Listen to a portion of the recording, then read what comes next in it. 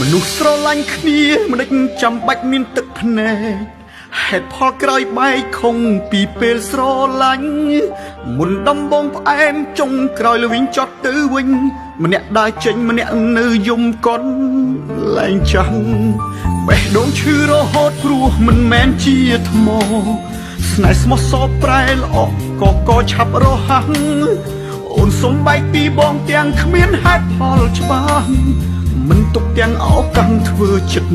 ផងក្រៅពីអូនមានអ្នកណាស្រឡាញ់បងព្រោះគេដឹងបងជាសង្សារអូនហើយ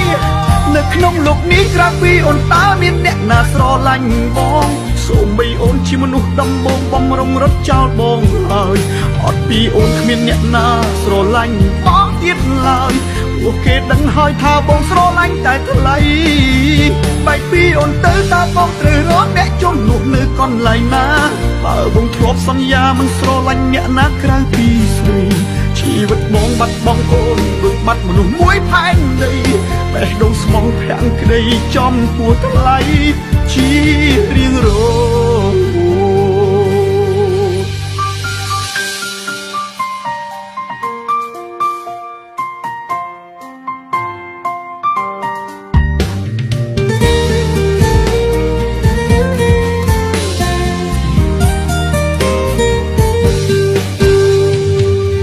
ឈឺរហូតព្រោះមិនមែនជាថ្មស្នេហ៍ស្មោះសរប្រែល្អក៏ឆាប់រហ័សអូនសុំបែកពីបងទាំងគ្មានហេតុផលច្បាស់មិនទុកទាំងអោកាំងធ្វើចិត្តផង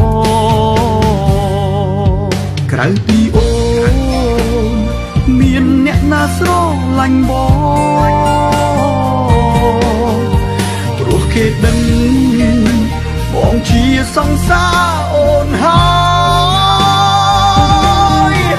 នៅក្នុងលោកនេះក្រៅពីអូនតើមានអ្នកណាស្រឡាញ់បងសូម្បីអូនជាមនុស្សដំបងបំរុងរត់ចោលបងហើយអត់ពីអូនគ្មានអ្នកណាស្រឡាញ់បងទៀតឡើយព្រោះគេដឹងហើយថាបងស្រឡាញ់តែថ្លៃ